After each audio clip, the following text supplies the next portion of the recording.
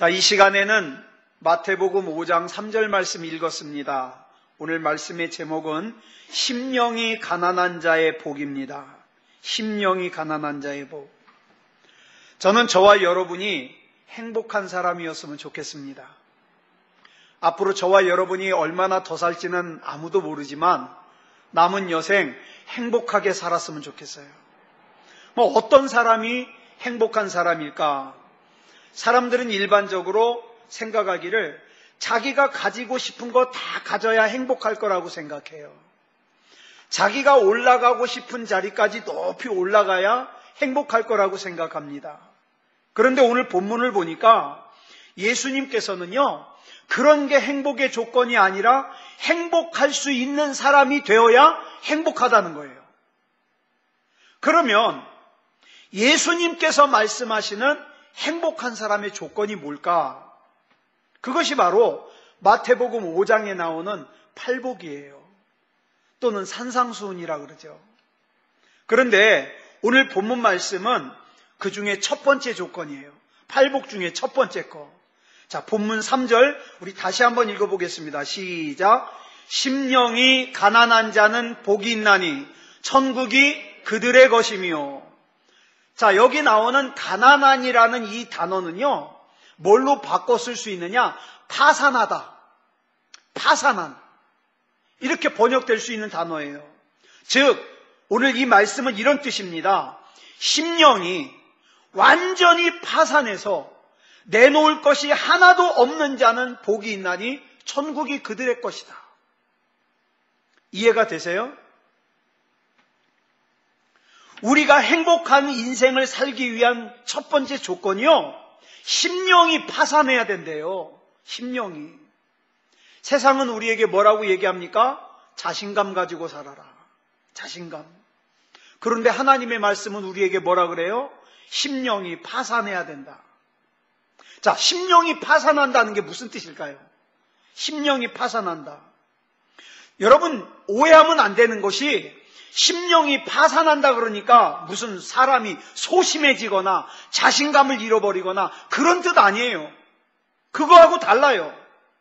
심령이 가난하다는 것은요, 하나님 앞에서의 우리의 태도예요. 여러분, 가난하다는 게 무슨 뜻이에요? 가난하다. 가진 것이 없다. 가진 것이 없다. 가진 것이 없기 때문에 무엇인가 필요로 한다. 이게 가난하다는 뜻이에요. 즉 심령이 가난하다는 것은 뭐냐면 심령이 기댈 것이 없어서 가난하다는 거예요. 그러니까 이 말씀은 다시 바꿔 말하면 이런 말씀이에요. 심령이 가난해서 기댈 것이 없는 사람이 복이 있다는 거예요. 그래서 그런 사람은 오로지 뭐만 바라봅니까? 하나님의 은혜와 하나님의 자비만을 구하며 하나님밖에 의지할 것이 없는 사람이라 이 말이에요. 이런 사람이 복이 있다. 인간은요, 저와 여러분은요, 생겨 먹기를 어떻게 생겨 먹었냐? 무엇인가 작은 것이라도 나에게 있으면요, 그거 하나님보다 더 의지해요. 안 그러려고 하는데 그렇게 돼요. 안 그러려고 하는데. 그렇기 때문에 우리는 어떡합니까? 자신감을 가지기 위해서, 왜 자신감을 가져야 불안하지 않게 살 수 있으니까 자신감을 가지기 위해서 우리는 조금이라도 더 많은 걸 가지려고 애를 씁니다. 돈도 조금이라도 더 벌려고 애쓰고 조금이라도 더 쌓아놓으려고 애쓰고. 왜? 자신감 가지려고. 그거 없으면 자신감 떨어지니까. 그런데 이 자신감이라는 것은요, 예수님이 말씀하신 심령이 가난한 것과 정면으로 충돌하는 거예요. 자신감이 뭐예요? 말뜻 그대로 자신감이 뭐예요? 자기를 믿는 거예요. 자기를 믿는 거예요. 이 자신감이 큰 사람은요, 하나님을 의지하기보다는 자기가 가지고 있는 것, 자기가 쌓아놓은 것을 의지할 가능성이 큽니다. 그러면 심령이 가난해질 수가 없어요. 그러면 천국 갈 수 없어요. 왜 심령이 가난한 것이 복일까? 예수님은요, 심령이 가난한 것이 복인 이유를 천국이 그들의 것이기 때문이라고 말씀하셨어요. 우리가 사는 이 세상은요, 어떤 세상이에요? 가진 거 없으면 무시당하는 세상이에요. 그죠? 내가 아무것도 아니라 그러면 무시당하는 세상이에요. 그래서 우리가 이 세상에서 무시당하지 않으려고 어떻게 합니까? 없어도 있는 척. 그죠? 몰라도 아는 척. 그죠? 없는데도 있는 척. 이러고서 살아요. 그래 얼마나 피곤합니까? 다른 사람들 속여야 되니까. 그런데 이런 세상적인 방식으로는 천국을 누리지 못한다. 예수님이 말씀하신 거예요. 천국이 심령이 가난한 자의 것이라는 말씀의 의미는요, 우리 구원의 문제와 관련이 있습니다. 그러니까 중요한 거예요. 예수님을 진짜로 믿는 것은요, 심령이 가난한 사람만 할 수 있어요. 내가 뭔가 조금이라도 세상에 의지할 것이 있는 사람 기도 잘 안 해요. 그렇죠? 심령이 가난하지 않으니까. 돈이라도 좀 쌓아놓았다거나 아니면 의지할 사람이 있다거나 그러면 기도 잘 안 돼요. 왜? 그거 의지하느라고. 심령이 가난하지 않으니까. 심령이 가난한 사람만이 하나님의 은혜를 받을 수 있고 천국을 누릴 수 있어요. 지난번에 말씀드렸던 누가복음 7장 얘기 다시 한번 할게요.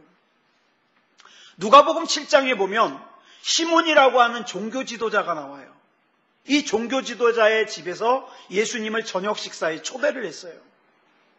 근데 이 말씀 누가복음 7장을 가만히 읽어보면 시몬이라고 하는 사람이 예수님을 진짜 존경해서 진짜 사랑해서 진짜 추종해서 예수님을 저녁 식사에 초대한 것이 아니라는 게 나와요.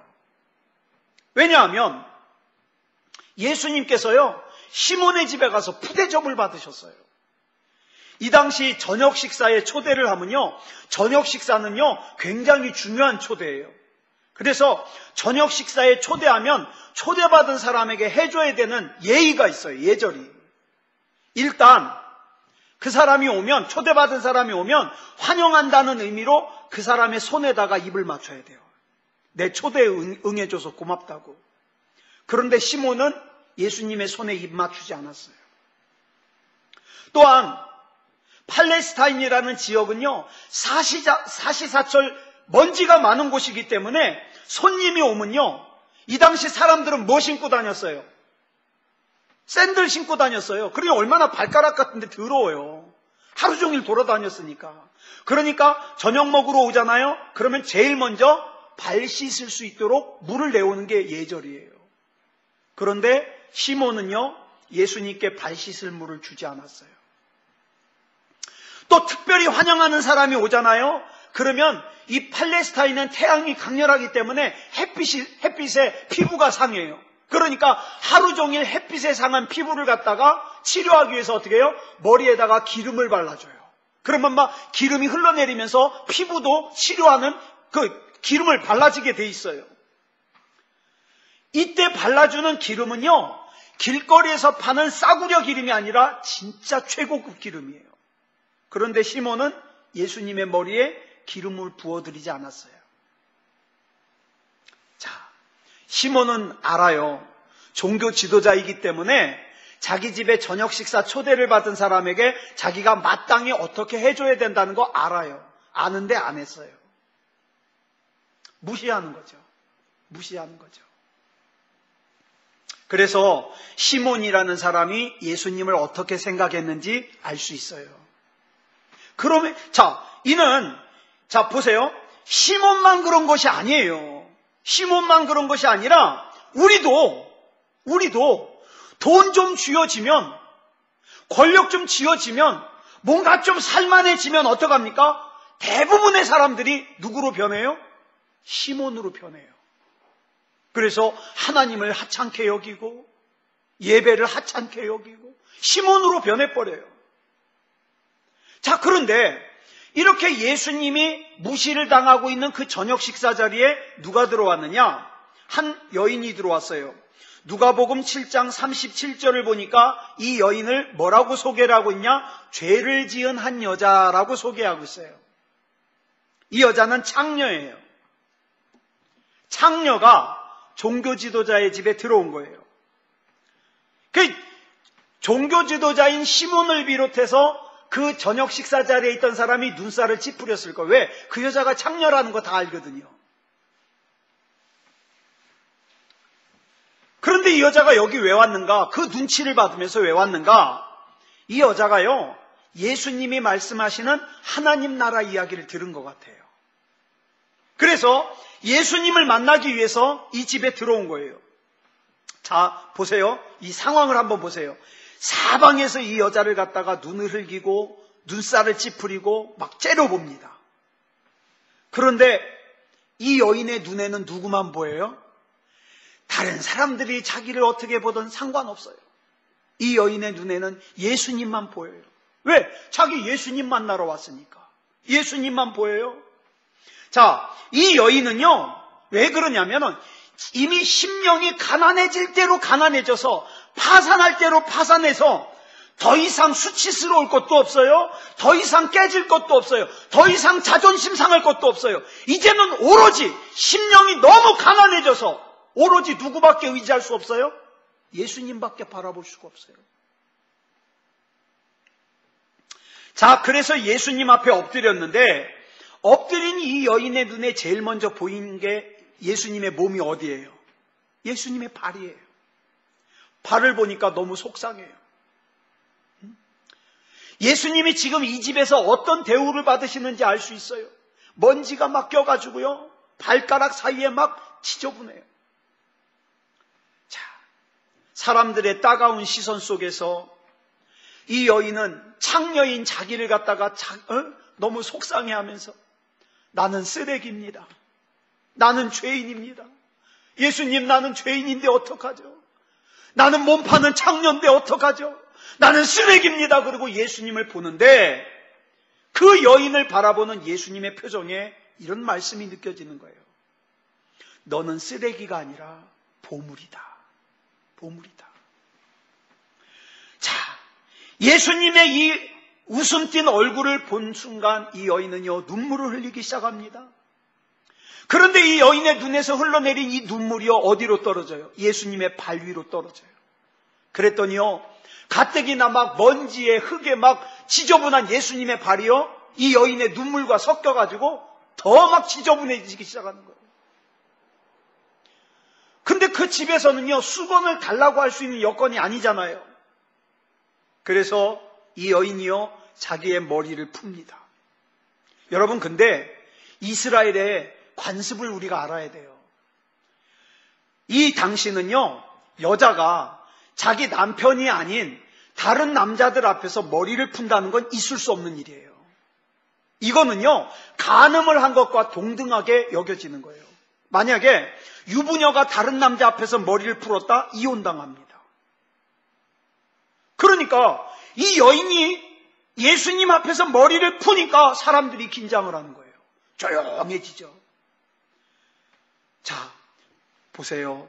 시몬에게는요, 종교 지도자인 시몬에게는 예수님의 발을 씻을 수 있는 물 얼마든지 있어요. 예수님의 발을 닦아드릴 수 있는 수건 얼마든지 있어요. 근데 안 드렸어요. 반면에 이 이름 모를 여인은요, 자기의 눈물로 예수님의 발을 씻었고 자기의 머리카락으로 예수님의 발을 닦았어요. 이번에는 여인이요, 품에서 향유를 꺼냅니다. 이 향유는요, 굉장히 귀한 거예요. 이게 창녀라 그랬잖아요, 이 여자가. 어떤 남자를 갖다가 유혹하기 위해서 한 방울만 뿌리고 나가는 거예요. 그러니까 이 한 방울은 한 남자를 유혹하기 위해서 쓰는 거예요. 그러니 사업을 하려면 이 여자에게는 뭐예요? 이 향유가 굉장히 소중한 거예요. 그런데 이 여인이 이 향유를 전부 예수님의 발에 쏟았어요. 무슨 뜻이에요? 나에겐 이제 더 이상 이 향유가 필요하지 않습니다. 그래서 이 여인은 자신을 새 사람으로 바꿔주신 예수님께 자기의 전부를 드리는 거예요. 그리고 이 여인은요, 깨끗해진 예수님의 발에 입을 맞춥니다. 잘 보세요. 사람들은요, 이 여인이 예수님 앞에서 머리를 풀었을 때 단지 뭘로 봐요? 스캔들로 봅니다. 근데 예수님은 스캔들로 보지 않으셔요. 이 여인의 중심을 받으시는 거죠. 지금 사람들은 모두가 의롭다고 생각하는 종교 지도자를 예수님은 뭐라고 말씀하시는 거예요? 악하다는 거예요. 또 다른 사람들은 다 눈살을 찌푸리는 여인을 예수님께서 의롭다고 여기시는 거예요. 자, 지금 예수님께서 이 사건을 통해서 가르쳐주고 싶은 게 뭐예요? 심령이 가난한 자가 복이 있다. 자, 종교 지도자 시몬은요, 의지할 것이 너무 많아요. 그러니까 어떡합니까? 예수님을 초청해 놓고도 무시합니다. 그런데 이 여자는요, 의지할 곳이 없어요. 자, 그러면 제가 여러분들한테 질문을 드리고 싶어요. 이 이야기 속에서 여러분은 누가 되고 싶습니까? 예? 이 이야기 속에 나오는 인물 중에 여러분이 선택할 수 있다면 누가 되고 싶어요? 돈과 권력을 가지고 큰 집에서 살면서 좋은 음식 먹으면서 많은 사람들의 존경을 받지만 예수님께 책망을 듣는 종교 지도자가 되고 싶습니까? 아니면 사회에서 천대를 받지만 예수님께 사랑을 받는 여인이 되고 싶습니까? 선택 못하겠죠. 왜냐하면 우리는요, 누가 되고 싶어요? 돈도 가지고 권력도 가지고 큰 집에서 살고 좋은 음식도 먹으면서 많은 사람들의 존경도 받으면서 예수님께도 사랑받고 싶거든요. 자, 이 누가복음 7장에 나오는 이 여인은요, 초대받지 않은 자리에서 거기 모인 사람들의 눈총을 받으면서 더 이상 가난해질 수 없는 그 가난함 상태에서 어떡합니까? 눈물을 흘립니다. 반면에 이 종교 지도자인 시몬은요, 바리새인입니다. 바리새인은요, 15살이 되기 전까지 구약을 전부 외워요. 읽는 정도가 아니에요. 구약을 다 외워요. 그런데요, 이 구약에 메시아이신 예수님을 예언한 것이 몇 군데가 나오냐? 300개예요. 300개 이상이 나와요. 잘 보세요. 그렇다면 바리새인인 이 시몬이 구약을 갖다가 전부 외우면서 뭣도 알았을까요? 예수님을 예언한 그 말씀도 알았을 거예요. 그런데 그 시몬이 예수님을 어떻게 대하고 있습니까? 불청객 대하듯이 대하고 있어요. 여러분, 우리도 그러기 쉽다는 거 아세요? 아이, 또 금요일이야? 귀찮아 죽겠네. 아우, 왜 이렇게 예배는 자주 돌아와? 예배를 불청객 대하듯이 하진 않나요? 지금 나는 예수님을 어떻게 대하고 있습니까? 우리가 예수님을 바로 보려면 먼저 심령이 가난해져야 돼요. 다시 말해서 예수님 외에 의지할 것이 없어야 돼요. 그렇다면 오늘 본문의 의미를 우리가 알 수 있습니다. 심령이 가난하다는 것은 무슨 뜻이냐? 하나님이 아니면 안 된다는 뜻이에요. 나는 하나님이 아니면 안 됩니다. 내가 경험도 있고 재주도 있고 돈도 있고 이 정도면 괜찮게 생겼고 좋은 친구들도 있으니까 하나님께서는 내가 필요로 할 때만 날 도와주시면 됩니다. 이거 심령이 가난한 거 아니에요. 중요한 것은요, 심령이 가난해야 천국 갈 수 있다는 거예요. 이 무슨 뜻일까요? 심령이 가난해야 천국 갈 수 있다는 것. 여러분, 심령이 가난한 게 천국 가는 조건이 되는 건 아니에요. 무슨 뜻이에요? 이미 저와 여러분이 예수 그리스도를 구주로 영접함으로 말미암아 천국을 받았어요. 중요한 것은 심령이 가난해야만 이미 내가 받은 천국을 누릴 수 있다 이 말이에요. 밤에 불안해서 잠 못 자지 않는다 이 말이에요. 누구를 미워해가지고 가슴속이 힘들 그런 상황이 되지 않는다 이 말이에요. 여러분, 나는 하나님의 은혜가 없이는 한순간도 살 수가 없다고 고백하면서 절대적으로 하나님만 의존하고 살아야 되는 그 마음, 이것이 마음이 가난한 거예요.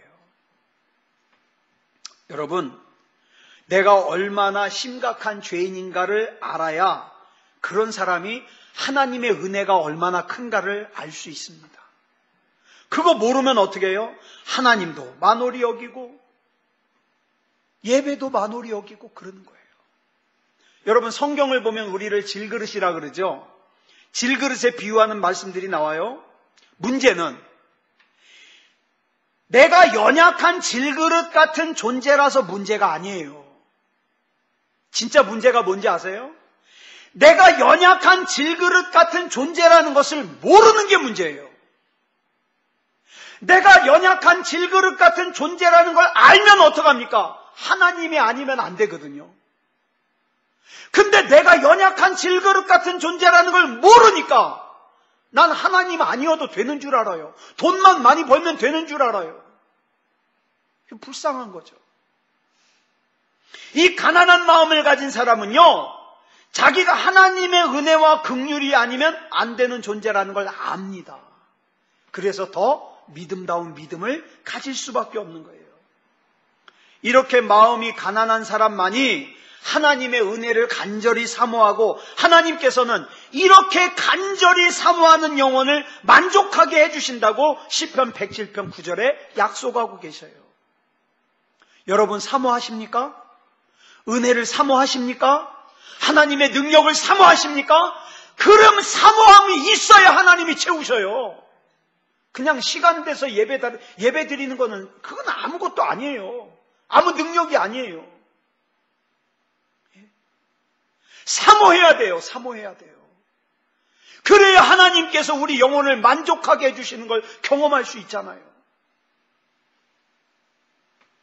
여러분, 가난한 마음이라는 것은요, 더 이상 내가 내 마음의 주인이 아니라는 뜻이에요.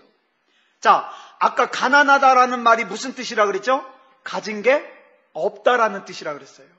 자, 근데 마음이 가난한 것, 심령이 가난한 것, 무슨 뜻일까요? 마음이 가난하다.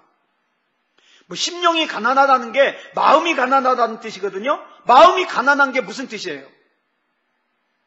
내 마음이 없다는 거예요. 내 마음이. 자, 마음이 가난하다는 말과 반대되는 말이 뭘까요? 마음이 많다는 거죠. 내 마음이 많은 거예요. 내 마음이 많은 것을 성경에서 뭐라 그래요? 교만이라 그래요. 여러분, 문제는 교만한 사람이 자기가 교만하다고 생각하지 않아요. 그런데 교만한 사람의 특징이 뭘까요?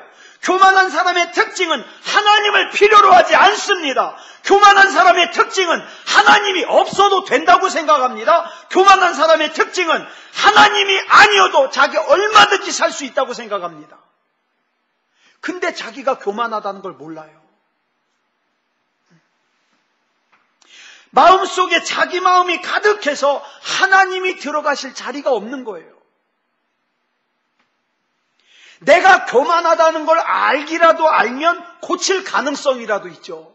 교만하면서 자기가 교만한 걸 모르니까 어떡합니까? 고쳐질 가능성도 없는 거예요. 이게 심각한 거예요. 이 사람이 누구냐면 하덕규라는 사람이에요. 제가 여러 번 말씀드렸어요. 이 하덕규 목사님이에요. 2010년도에 목사 안수 받았어요. 이분이 시인과 촌장이라는 대중가수거든요. 자, 그런데 이분이 지은 노래 중에, 만든 노래 중에 가시나무라는 노래가 있어요. 여러분 아실 텐데 제가 가사 한번 쭉 불러드릴게요. 내 속엔 내가 너무도 많아 당신이 쉴 곳 없네. 여러분, 이거는요, 이 하덕규 씨가 예수님 만나고 만든 찬양이에요. 이게 찬양이에요. 대중가요가 아니라. 자, 여기서 당신은 누구예요? 주님이에요. 잘 들으세요. 내 속엔 내가 너무도 많아 당신의 쉴 곳 없네. 내 속엔 헛된 바램들로 당신의 편할 곳 없네. 내 속엔 내가 어쩔 수 없는 어둠, 당신의 쉴 자리를 뺐고 내 속엔 내가 이길 수 없는 슬픔, 무성한 가시나무 숲 같네. 바람만 불면 그 메마른 가지 서로 부대끼며 울어대고 쉴 곳을 찾아 지쳐 날아온 어린 새들도 가시에 찔려 날아가고 바람만 불면 외롭고 또 괴로워 슬픈 노래를 부르던 날이 많았는데 내 속엔 내가 너무도 많아서 당신의 쉴 곳 없네. 간증이에요.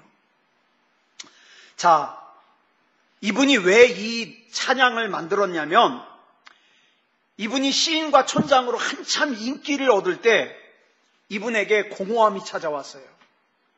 돈도 많이 벌었는데 인기도 많이 얻었는데 너무 공허한 거예요. 인생이 이러고 끝나면 어떡하지? 그러면서 우울증에 시달렸어요. 그래서 이 사람이 이 우울증을 이기기 위해서 술을 맨날 마셨어요. 대마초를 피워댔어요. 그러던 중에 그것으로도 자기 내면의 그 괴로움을 해결할 수가 없으니까 어느 날 결정을 했어요. 작정을 했어요. 죽자. 자살하자.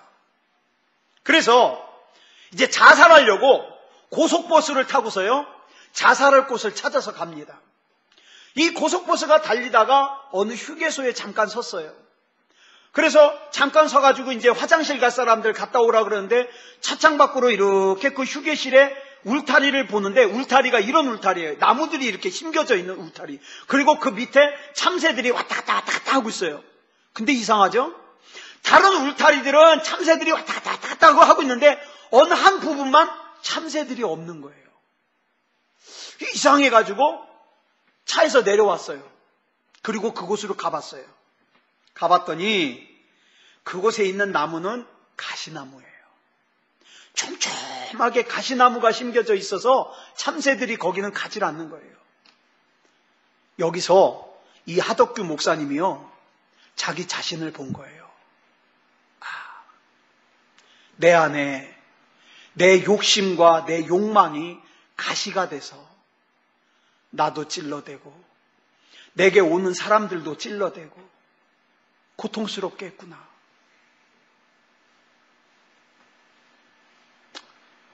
이날 이후로 다시 마음을 다잡고 돌아온 이 하덕규 씨가요, 예수님을 구주로 영접하고 2010년 3월 9일 날 목사 안수를 받았습니다.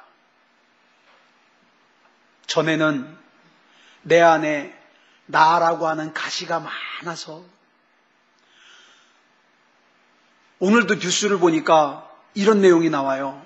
어떤 사람이 벤츠가 이렇게 가고 있는데 무슨 차였대요? 소나타였나? 이 차 탄 사람이, 이 사람이 크락션 울리지도 않았대요. 딴 사람이 울렸대요. 딴 사람이 빵 하고 울렸는데 이 차가 울린 줄 알고 15km를 쫓아간 거예요.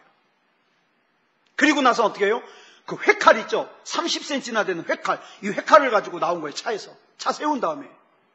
그리고 막 차를 막 두드리는 거. 얼마나 이 사람이 무서웠겠어요. 그리고 갔는데 이 사람이 그 블랙박스, 그 녹화된 걸 가지고 와서 경찰서에 신고를 해가지고 이 사람이 잡혔어요. 왜 그랬을까요? 이 사람도 속에 가시가 있는 거예요. 뭔가 자기 생각대로 풀리지 않는다거나, 너무 미운 것이 있다거나, 스트레스를 받았다거나, 그러니까 막 그게 울분으로 나온 거죠. 사랑하는 여러분 어떻습니까? 내가 생각하기에 내가 제법 똑똑하다고 생각돼서 다른 사람을 자꾸 판단하고 정죄하는데, 사실은 다른 사람들에게 내가 얘기를 안 해서 그렇지 내 마음이 피곤하고 불안하고 쉬지 못하고 있지 않습니까? 왜 그래요? 내 속에 내가 너무 많은 거예요. 아직도 내 생각, 내 판단, 내 기준으로 다른 사람들을 찔러대고 나도 찔러대고 그러고 있지 않습니까?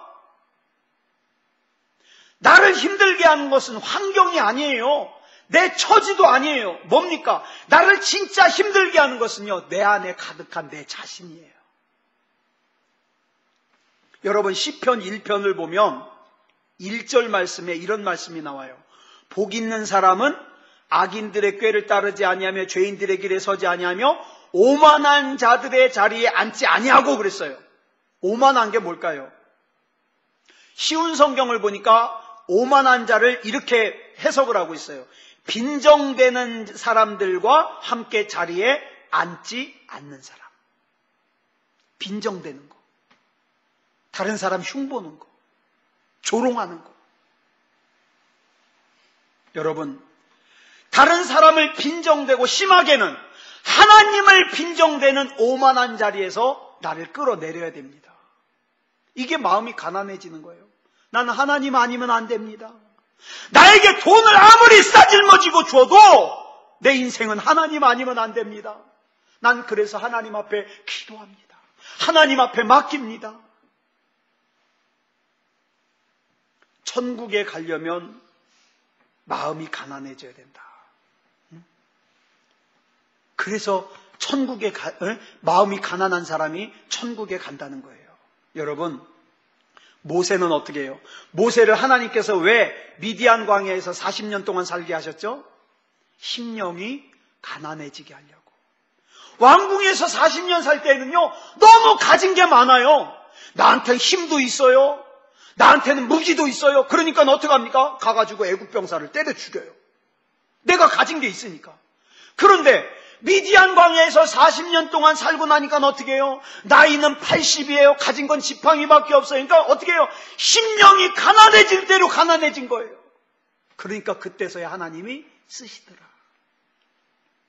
요셉은요, 요셉도 마음이 가난해졌을 때 쓰셨어요. 아버지에게 사랑받고 살 때는 하나님이 안 쓰셨어요. 저 애굽으로 보내가지고 보디발의 집에서 11년 동안 종살이하고 2년 동안 감옥살이하면서 심령이 가난해지니까 그때서야 하나님이 애굽의 총리가 되게 하시잖아요.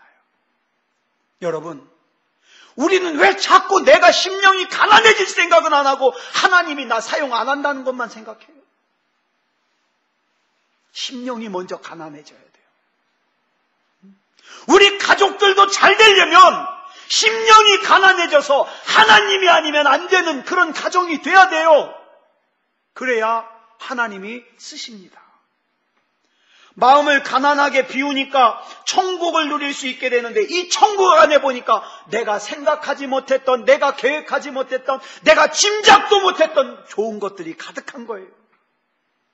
여러분, 내가 주려고 하지 말고 하나님이 쥐어주시는 인생을 살아야 되지 않겠습니까? 그러려면 심령이 가난해야 돼요. 그래서 오늘 말씀을 정리하면, 한 줄로 정리하면 이런 뜻이에요. 너는 너의 마음을 비우기만 하면 너에게 진짜 필요한 것들은 내가 네 안에 담아주겠다. 그게 하나님의 오늘 본문 말씀의 뜻이에요. 네. 괜히 우리 하나님이 우리가 잘 되는 꼴을 못 봐가지고 심령이 가난해지라는 게 아니에요. 우리 하나님께서는 저와 여러분 안에 담아주고 싶은 게 많아요. 그런데 주님께서 이 모든 것을 담아주시기 위해는 내 속에 있는 가시나무가 너무 많아요. 그 가시나무가 어떻게 해요? 하나님이 나에게 주시려는 걸 자꾸 튕겨내요. 그래서 결국 심령이 가난해져야 되는 이유는 하나님을 위해서가 아니라 내 자신을 위해서구나. 사랑하는 여러분, 저와 여러분에게 앞으로 남아있는 인생, 저와 여러분의 방법으로, 저와 여러분의 생각으로 살면 한계가 있습니다. 그런데 여러분, 한번 심령을 비우시고 내 방법이 아닌 하나님의 방법으로 사시기 바랍니다. 그러면 내 생각보다 높으신, 내 계획보다 높으신 하나님의 계획, 하나님의 생각이 저와 여러분의 인생을 인도하실 거예요. 그리고 저와 여러분이 그 하나님의 능력을 경험하고 맛보아 알아야 우리 자녀들도 그런 부모를 보면서 하나님의 능력과 은혜를 맛보아 아는 인생을 살 것 아니겠습니까? 아무쪼록 심령이 가난한 자가 되어서 천국을 누리는 저와 여러분이 되기를 그리스도 예수님의 이름으로 축복합니다. 기도하겠습니다. 사랑의 하나님, 은혜를 감사합니다. 오늘 우리에게 마태복음 5장 3절에서 심령이 가난해지기를, 그래서 다른 기댈 것이 없어서 오직 우리 하나님만 의지하기를 원하시는 하나님의 깊으신 뜻은 그 가난해진 심령에 하나님께서 담아주고 싶은 것이 많이 있음을 깨달았습니다. 하나님 외에 다른 것 의지하지 말게 해주시옵소서. 내게 아무리 돈이 있어도, 내게 아무리 높은 지위가 있어도, 내게 아무리 건강이 있어도, 내가 아무리 세상에 좋은 것이 있어도 육신대로 살면 사망밖에 없습니다. 하나님, 우리는 하나님이 아니면 안 됩니다. 하나님 안에 있고서야 돈도 필요한 거고, 하나님 안에 있고서야 건강도 필요한 거고, 하나님 안에 있고서야 성공도 필요한 겁니다. 하나님, 이 밤에 기도할 때에 인도해 주시옵소서. 먼저 우리의 믿음이 믿음다운 믿음이 되게 하시고, 우리가 이 땅을 살아가면서 예수 그리스도 이름으로 승리하는 삶을 살기 위해서 필요한 것들 하나님이 채워 주시옵소서. 응답해 주시옵소서. 병든 육체가 고침받게 하시고, 불안한 마음이 회복되게 하시고, 하나님의 은혜 가운데 능력을, 하나님의 은혜를 맛보아 알 수 있는 그런 삶을 살게 해 주시옵소서. 우리 하나님 인도해 주실 줄 믿사오며 그리스도 예수님의 이름으로 간절히 기도드려 싸움나이다. 아멘. 우리 이 시간 합심으로 한 가지 기도하겠습니다. 한 가지만 기도하고 우리 개인적으로 기도하실 텐데요. 우리 가족들을 위해서 같이 기도하겠습니다. 여러분, 한번 이렇게 돌아보자고요. 내 사랑하는 가족의 믿음이 정말 구원받을 만한 믿음입니까? 네. 만약에 이 가족이 오늘 하나님의 부르심을 받는다면 천국에 갑니까? 생명책에 이름이 분명히 적혀 있습니까? 아니라면 우리 정말 부르짖어서 기도해야 돼요. 우리 이 시간에 다른 것 기도하기 전에 먼저 우리 사랑하는 가족들의 믿음이 구원받을 만한 믿음이 되기를, 하나님이 인정하시는 믿음이 되기를 우리 합심으로 간절하게 기도하겠습니다. 우리 다 같이 기도하겠습니다. 사랑의 아버지 하나님, 은혜를 감사합니다. 사랑의 아버지 하나님, 이 시간에 먼저 기도하옵는 것은 우리의 가족의 믿음이 하나님이 인정하시는 구원받을 만한 믿음이게 하여 주시옵소서. 그냥 교회 다니는 믿음이 아니라 하나님이 인정하시는 믿음, 구원받을 만한 믿음이게 하여 주셔서 생명책에 이름이 반드시 적혀있는 그런 믿음이게 하여 주시옵소서. 아버지 하나님, 악한 마귀는 지금도 한 영혼이라도 더 가짜 믿음으로 속이려고 애를 쓰고 있습니다. 아버지 하나님, 거기에 속지 말게 하시고 믿음다운 믿음으로 설 수 있게 하여 주시고 하나님 앞에 영광 올려드릴 수 있도록 인도하여 주시옵소서. 사랑의 아버지 하나님, 우리 가족들의 마음을 하나님께서 인도해 주셔서 온전히 하나님을 예배할 수 있는, 하나님이 인정하시는 그런 믿음다운 믿음이게 하여 주시옵소서. 아버지 하나님이여, 우리 하나님께서 붙잡아 주시옵소서. 하나님이 인도하여 주시옵소서. 그래서 오늘이라도 하나님이 부르셔도 하나님 나라에 갈 수 있는 그런 아버지 하나님이여, 구원받은 인생이게 하여 주시옵소서. 사랑의 아버지 하나님이 아울러서 오늘 이 밤에 또한 여러 가지 기도의 제목을 놓고 기도할 때에 하나님께서 들으시고 응답하시고 인도해 주시옵소서. 우리 하나님께서 붙잡아 주실 줄 믿사오며 그리스도 예수님의 이름으로 간절히 기도드려 싸움나이다. 아멘.